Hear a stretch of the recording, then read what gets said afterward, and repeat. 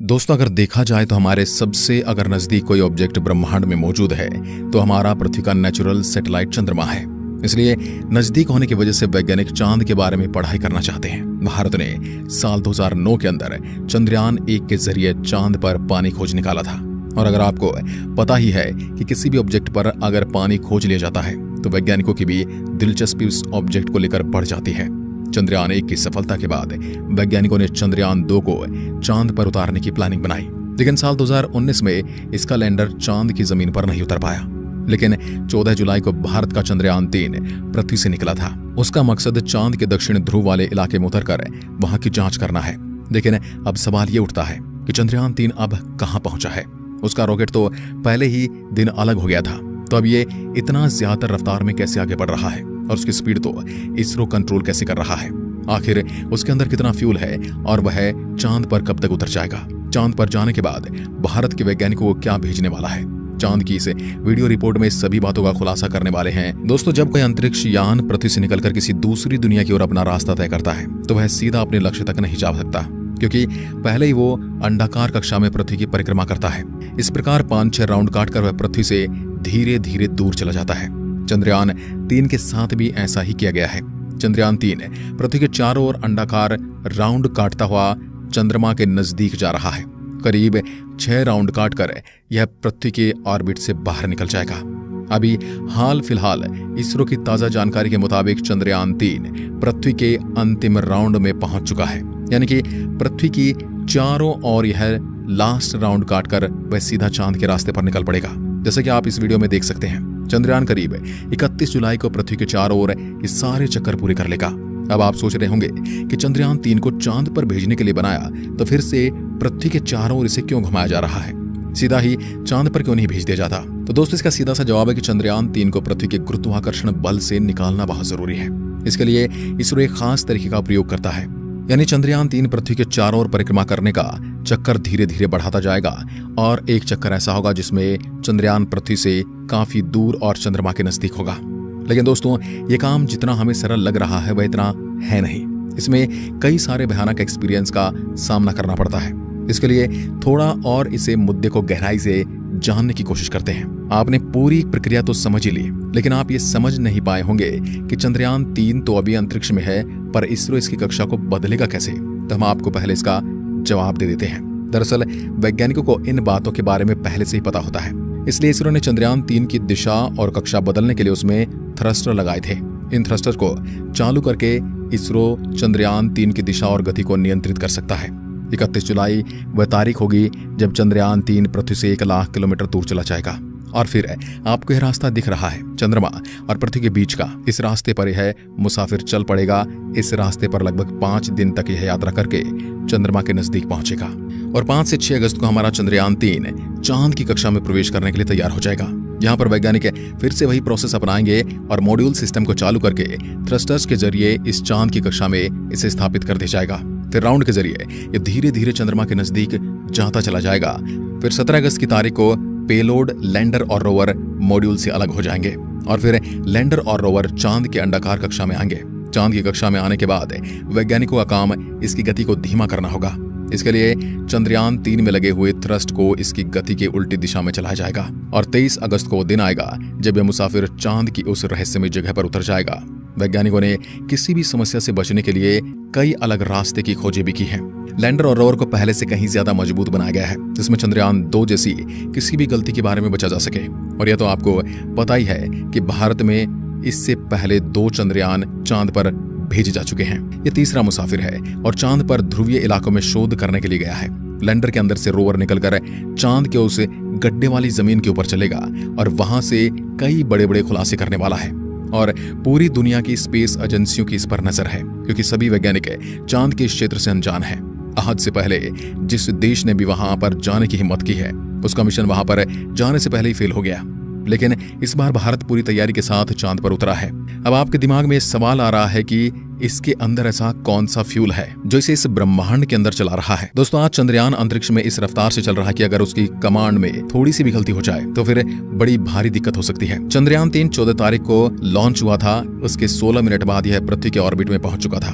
और यह भी आपको पता ही होगा कि अंतरिक्ष यान को पृथ्वी के वातावरण से बाहर निकलने के लिए 1 सेकंड के अंदर 11 किलोमीटर की स्पीड हासिल करनी होती है। इतनी स्पीड इस रॉकेट में लगे बूस्टर और अलग अलग इंजन हासिल करवा देते हैं। अब यहाँ बात आती है कि रॉकेट में जो फ्यूल था वो क्रायोजेनिक स्टेज से अलग होते ही खत्म हो चुका है। मतलब लॉन्च से केवल 16 मिनट के बाद से ही पूरा का पूरा खेल पूरा हो चुका है। अब चंद्रयान 3 चल किससे रहा है? तो दोस्तों, इस वक्त चंद्रयान 3 3 तरह की एनर्जी से चल रहा है।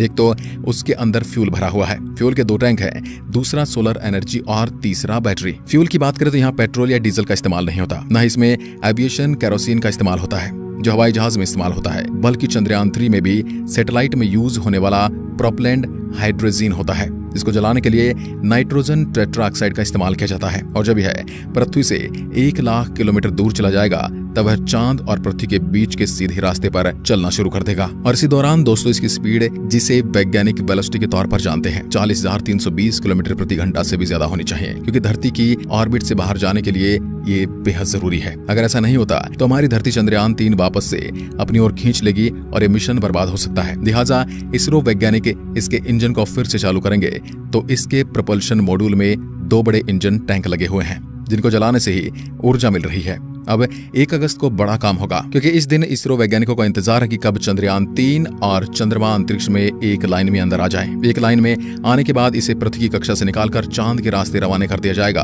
और फिर 17 अगस्त के आसपास इसरो वैज्ञानिक कोशिश करेंगे कि चंद्रयान 3 की कक्षा को पकड़ लिया जाए। नहीं तो 40,320 किलोमीटर प्रति घंटे की रफ्तार से चंद्रमा को बाय बाय बोल कर ये आगे निकल सकता है, यानी ये उससे भी आगे निकल सकता है। और अगर ऐसा हुआ तो सब कुछ बेकार हो सकता है। इसलिए यहाँ पर कदम कदम पर वैज्ञानिकों को सावधानी रखनी होगी। चांद के ऑर्बिट में डालने के लिए चंद्रयान के प्रपल्शन मॉड्यूल में लगे छोटे छोटे इंजन की मदद से चंद्रयान के इंटीग्रेटेड मॉड्यूल को पूरी तरह से विपरीत दिशा में घुमाया जाएगा।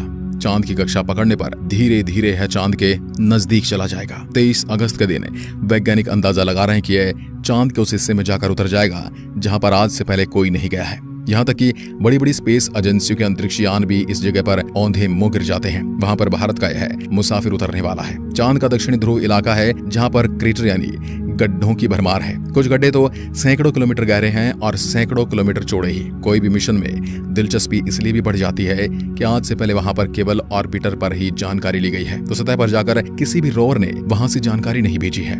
इसलिए अब भारत का यान वहां पर उतरेगा तो वहां पर मौजूद नई नई चीजों के बारे में पता चलेगा। हो सकता है चांद के इस भाग में हम इंसानों के फ्यूचर में काम आने वाली कोई बड़ी एनर्जी सोर्स के बारे में पता लग सके, जो आज पेट्रोल और डीजल बहुत बड़ी जरूरत बन चुके हैं। अगर कोई तीसरा एनर्जी सोर्स मिल जाए तो इसकी कमी को पूरा किया जा सकता है और वैज्ञानिकों को अंदाजा है कि तीसरा सोर्स हमें चांद पर मिल सकता है। बाकी आप इसे लेकर क्या सोचते हैं, कमेंट के माध्यम से जरूर बताएं। वीडियो को अंत तक देखने के लिए आपका बहुत बहुत धन्यवाद। जय हिंद, जय भारत।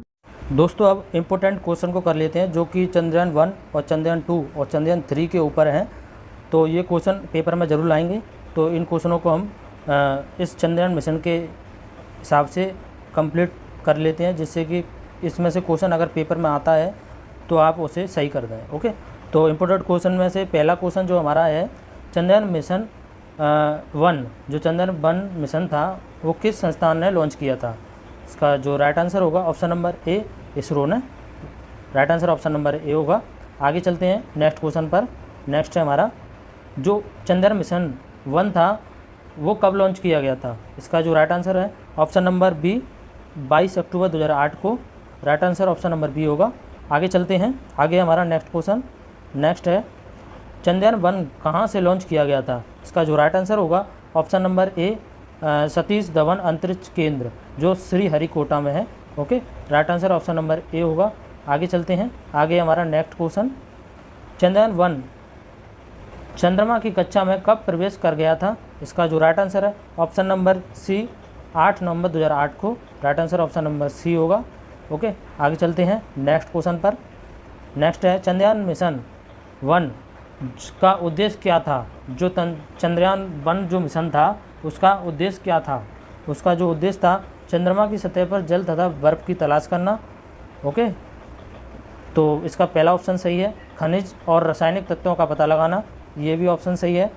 चंद्रमा के दोनों ओर 3D तस्वीर तैयार करना था, ये भी ऑप्शन सही है। यानी कि ऑप्शन डी, उपरोक्त सभी ऑप्शन इसके सही है।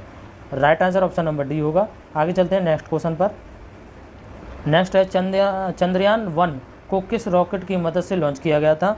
इसका जो राइट आंसर होगा ऑप्शन नंबर डी, PSLV-C11। इस रॉकेट की मदद से चंद्रयान 1 को लॉन्च किया गया था। आगे चलते हैं नेक्स्ट क्वेश्चन पर। नेक्स्ट है, मिशन चंद्रयान 1 के लॉन्च के समय इसरो के अध्यक्ष कौन थे? ये भी क्वेश्चन पूछा जा सकता है, तो इसको क्वेश्चन को आप नोट कर लीजिए। इसके जो अध्यक्ष थे जी माधवन नायर थे। Okay, right answer option number C होगा। आगे चलते हैं नेक्स्ट क्वेश्चन पर। नेक्स्ट है, चंद्रयान 1 के लॉन्चिंग के समय देश के प्रधानमंत्री कौन थे? इसका जो राइट आंसर होगा option number A, Manmohan Singh. Right answer option number A होगा। आगे चलते हैं नेक्स्ट क्वेश्चन पर। मिशन चंद्रयान 1 के लॉन्चिंग के समय देश के राष्ट्रपति कौन थे? इसका जो राइट आंसर होगा option number D, Pratibha Patil. Right answer option number D होगा। आगे चलते हैं नेक्स्ट क्वेश्चन पर। नेक्स्ट है हमारा, चंद्रयान 1 कितनी कार्य अवधि के लिए लॉन्च किया गया था? इसका जो राइट आंसर है ऑप्शन नंबर बी, 2 वर्ष के लिए। Right answer option number B होगा। आगे चलते हैं नेक्स्ट क्वेश्चन पर। क्या नाम रखा गया था? इसका जो राइट आंसर होगा, इसका जो नाम रखा गया था जवाहर पॉइंट। चंद्रयान 1 का लैंडिंग पॉइंट का नाम क्या रखा गया था? इसका जो राइट आंसर होगा option number A, Jawahar point. Right answer option number A होगा। आगे चलते हैं नेक्स्ट क्वेश्चन पर। चंद्रयान 1 के संपर्क कब टूट गया था? चंद्रयान 1 से संपर्क कब टूट गया था? इसका जो राइट आंसर होगा ऑप्शन नंबर सी, 28 अगस्त 2009 को। Right answer option number C होगा। आगे चलते हैं नेक्स्ट क्वेश्चन पर। नेक्स्ट है हमारा, अमेरिकी अंतरिक्ष एजेंसी नासा ने चंद्रयान 1 को कब ढूंढ निकाला था? इसका जो राइट आंसर है ऑप्शन नंबर डी, 2017 में। 2017 में इसको नासा ने ढूंढ निकाला था। Okay, right answer option number D होगा। आगे चलते हैं। आगे हमारा नेक्स्ट क्वेश्चन, इसका right answer option number D है। आगे चलते हैं। तो चंद्रयान 1 के बारे में कुछ इंपॉर्टेंट बात जो हम टॉपिक पे लेके आए हैं। 22 अक्टूबर 2008 को पहले चांद मिशन को लॉन्च किया गया था। ओके, जो 22 अक्टूबर 2008 को पहले चांद मिशन को लॉन्च किया गया था। इसमें एक ऑर्बिटर और एक इम्पैक्टर चांद की ओर भेजे गए थे। ओके, 8 नवंबर 2008 को चांद की कक्षा में पहुंच गया था चंद्रयान 1। ओके, चंद्रयान 1 के चांद की सतह पर पानी के संकेत खोजे गए थे। यह मिशन 2 साल के लिए था। ओके, आगे चलते हैं। नेक्स्ट जो हमारा टॉपिक होगा चंद्रयान 2। ओके, मिशन चंद्रयान 2 कब लॉन्च किया गया था? इसका जो राइट आंसर होगा ऑप्शन नंबर ए, 22 जुलाई 2019 को। ओके, इसका right answer option number A होगा। आगे चलते हैं नेक्स्ट क्वेश्चन पर। चंद्रयान 2 कहाँ से लॉन्च किया गया था? इसका जो राइट आंसर है ऑप्शन नंबर ए, सतीश। चंद्रयान 2 कहाँ से लॉन्च किया गया था? इसका राइट आंसर होगा ऑप्शन नंबर ए, सतीश धवन अंतरिक्ष केंद्र, श्री हरिकोटा से। Okay, right answer option number A होगा। आगे चलते हैं। आगे हमारा चंद्रयान 2 चंद्रमा की सतह पर कब क्रैश लैंड हुआ था? इसका जो राइट आंसर है ऑप्शन नंबर बी, 7 सितंबर 2019 को। ओके, 47 दिनों की यात्रा के बाद 7 सितंबर को जब चंद्रयान 2 का विक्रम लैंडर चांद की सतह से महज 2.1 किलोमीटर दूर था, तब इसरो से उसका संपर्क टूट गया था। ओके, इस पॉइंट को याद रखना। आगे चलते हैं नेक्स्ट क्वेश्चन पर। मिशन चंद्रयान 2 का उद्देश्य क्या था? इसका जो राइट आंसर है ऑप्शन नंबर डी, उपरोक्त सभी, यानी कि चंद्रमा की सतह पर सुरक्षित और सॉफ्ट लैंडिंग का प्रदर्शन करना। ओके, रोवर को चंद्रमा की सतह पर चलते हुए दिखाना। ओके, लैंडर और रोवर के माध्यम से चंद्रमा की सतह का वैज्ञानिक अध्ययन करना। और उपरोक्त सभी, इसका सभी ऑप्शन सही हैं। Right answer option number D होगा। आगे चलते हैं। आगे चंद्रयान 2 को किस रॉकेट की मदद से लॉन्च किया गया था? इसका जो राइट आंसर होने वाला है ऑप्शन नंबर सी, GSLV MK3 जो रॉकेट था, इस रॉकेट की मदद से चंद्रयान 2 को लॉन्च किया गया था। Right answer option number C होगा। आगे चलते हैं। आगे है नेक्स्ट क्वेश्चन हमारा, मिशन चंद्रयान 3 के लैंडर का मिशन चंद्रयान 2, यहाँ टाइपिंग मिस्टेक है, चंद्रयान 2 के लैंडर का नाम क्या रखा गया था? इसका जो राइट आंसर है option number A, Vikram. Right answer option number A होगा। ये चंद्रयान 2 के लैंडर का नाम रखा गया था। और अभी जो चंद्रयान 3 आया है उसका भी लैंडर का नाम विक्रम ही है। आगे चलते हैं नेक्स्ट क्वेश्चन पर। मिशन चंद्रयान 3 के रोवर का क्या नाम रखा गया है? इसका भी नाम प्रज्ञान है, रोवर का नाम प्रज्ञान है। Right answer option number C होगा। ओके, आगे चलते हैं नेक्स्ट क्वेश्चन पर। मिशन चंद्रयान 2 के लॉन्च के समय इसरो के अध्यक्ष कौन थे? इसका जो राइट आंसर है ऑप्शन नंबर डी, के Sivan. Right answer option number D होगा। आगे चलते हैं नेक्स्ट क्वेश्चन पर। अध्यक्ष आप इम्पोर्टेंट है, इसको याद जरूर रखना क्योंकि अध्यक्ष से क्वेश्चन आ सकते हैं। आगे चलते हैं नेक्स्ट क्वेश्चन पर। चंद्रयान 2 के लॉन्चिंग के समय देश के प्रधानमंत्री कौन थे? इसका जो राइट आंसर है option number D, Narendra Modi. Right answer option number D होगा। आगे चलते हैं नेक्स्ट क्वेश्चन पर। मिशन चंद्रयान 2 के लॉन्चिंग के समय देश के राष्ट्रपति कौन थे? इसका जो राइट आंसर है option number A, Ramnath Kovind. इसका right answer option number A होगा। और जो अभी जो राष्ट्रपति हैं द्रौपदी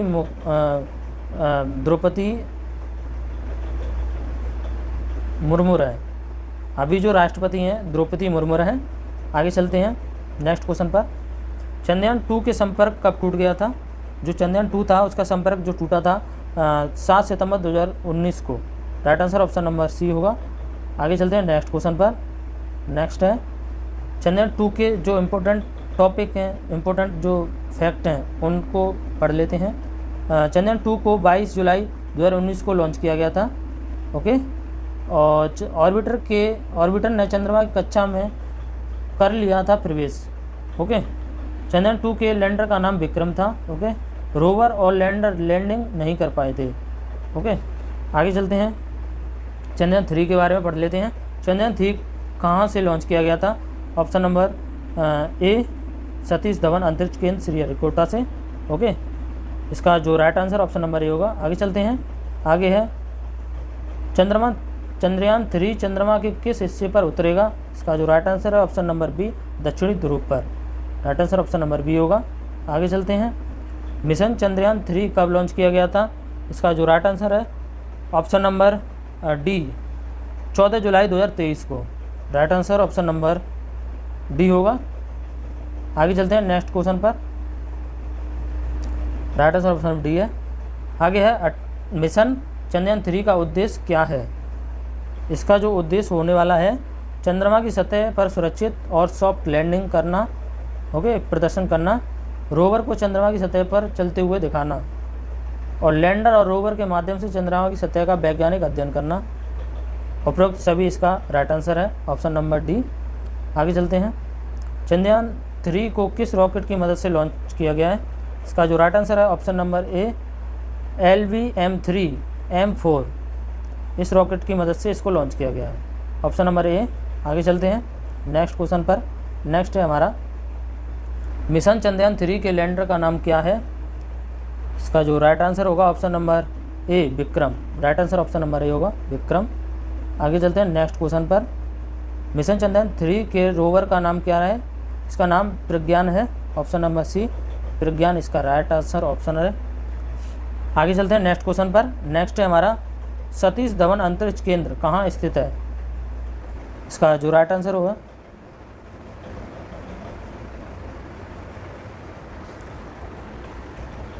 मिशन चंद्रयान 3 के रोवर का नाम क्या रखा गया है? इसका जो राइट आंसर है ऑप्शन नंबर, मिशन चंद्रयान 3 के रोवर का नाम क्या रखा गया है? इसका जो राइट आंसर है ऑप्शन नंबर सी, प्रज्ञान। ओके, आगे चलते हैं। सतीश धवन अंतरिक्ष केंद्र कहाँ स्थित है? इसका जो राइट आंसर है ऑप्शन नंबर सी, आंध्र प्रदेश। आगे चलते हैं नेक्स्ट क्वेश्चन पर। चंद्रयान 3 का लैंडर यदि चांद की सतह पर सॉफ्ट लैंड कर जाता तो ऐसा करने वाला भारत कौन सा देश होगा? इसका जो राइट आंसर है ऑप्शन नंबर सी, चौथा। Right answer option number C, चौथा देश हो जाएगा अगर सॉफ्ट लैंडिंग कर लेता है तो भारत चंद्रयान 3 के इस चंद्रयान 3 का लैंडर यदि चांद की सतह पर सॉफ्ट लैंड कर जाता है तो ऐसा करने वाला भारत कौन सा देश होगा? इसका राइट आंसर है ऑप्शन नंबर सी, चौथा। पहले अमेरिका ने किया था, फिर रूस ने और चीन ने। अब चौथा देश भारत हो जाएगा अगर सॉफ्ट लैंडिंग हो जाती है तो। Okay, right answer option number C होने वाला है। आगे चलते हैं। मिशन चंद्रयान 3 के लॉन्च के समय इसरो के अध्यक्ष कौन है? इसका जो राइट आंसर है option number D S Somnath. Right answer option number D होगा। आगे चलते हैं। चंद्रयान 3 के लॉन्चिंग के समय देश के प्रधानमंत्री कौन है? Option number D Narendra Modi देश के प्रधानमंत्री हैं जो चंद्रयान 3 के लॉन्च के समय अभी जो प्रधानमंत्री हमारे नरेंद्र मोदी जी हैं। आगे चलते हैं। मिशन चंद्रयान 3 के लॉन्चिंग के समय देश के राष्ट्रपति कौन है? इसका राइट आंसर है option number B Droupadi Murmu जो भारत देश की राष्ट्रपति हैं। Right answer option number B होगा। आगे चलते हैं। आगे हमारा चंद्रयान 3 चंद्रमा की सतह पर कब उतरेगा? इसका जो राइट आंसर होगा ऑप्शन नंबर ए 23 या 24 अगस्त को। Right answer option number A होगा। इसका राइट आंसर ऑप्शन नंबर ए होने वाला है। ओके, आगे चलते हैं नेक्स्ट क्वेश्चन पर। इसरो जो इम्पोर्टेंट फैक्ट है चंद्रयान 3 के बारे में, इसरो प्रमुख ने कहा 23 अगस्त को शाम 5:47 चंद्रयान 3 की सॉफ्ट लैंडिंग की योजना रखी गई है। ओके, और आगे है चंद्रयान 3 के बारे में कुछ इम्पोर्टेंट फैक्ट। चंद्रयान 3 को 14 जुलाई 2023 को लॉन्च किया गया जाएगा जो हो चुका है। ओके, इसका उद्देश्य चंद्रमा की सतह पर सफल लैंडिंग है। ओके, चंद्रयान 3 में एक लैंडर और एक रोवर कॉन्फ़िगरेशन के लिए है। इसका काम अहम जानकारी प्राप्त करना है। आगे चलते हैं। नेक्स्ट है हमारा चंद्रयान 1 में इसरो ने केवल ऑर्बिटर रखा था। जो अब तीनों जो हमारे मिशन थे उनके बारे में जो इम्पोर्टेंट फैक्ट हैं उनको पढ़ लेते हैं।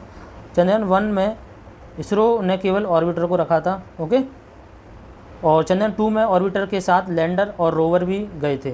ओके, चंद्रयान 3 में ऑर्बिटर नहीं है लेकिन लैंडर और रोवर रहेंगे। इसरो ने पहले की तरह लैंडर का नाम विक्रम और रोवर का नाम प्रज्ञान रखा है। ओके, ये हमारे यहाँ पे फैक्ट पूरे हो जाते हैं। इसरो की स्थापना कब हुई थी? इसरो की जो स्थापना हुई थी 15 अगस्त 1969 में हुई थी। Okay, right answer option number C होगा। आगे चलते हैं नेक्स्ट है इसरो का मुख्यालय कहाँ स्थित है? इसका जो राइट आंसर है ऑप्शन नंबर ए बेंगलोर में। Right answer option number A होगा। आगे चलते हैं नेक्स्ट क्वेश्चन पर। इसरो संस्थान का मुख्य कार्य भारत के लिए अंतरिक्ष संबंधी तकनीकी उपलब्ध कराना। ओके, अंतरिक्ष कार्यक्रम के मुख्य उद्देश्यों में उपग्रहों, प्रमोचकों, यानों, परिव्यापी रॉकेटों और भू प्रणालियों का विकास शामिल है।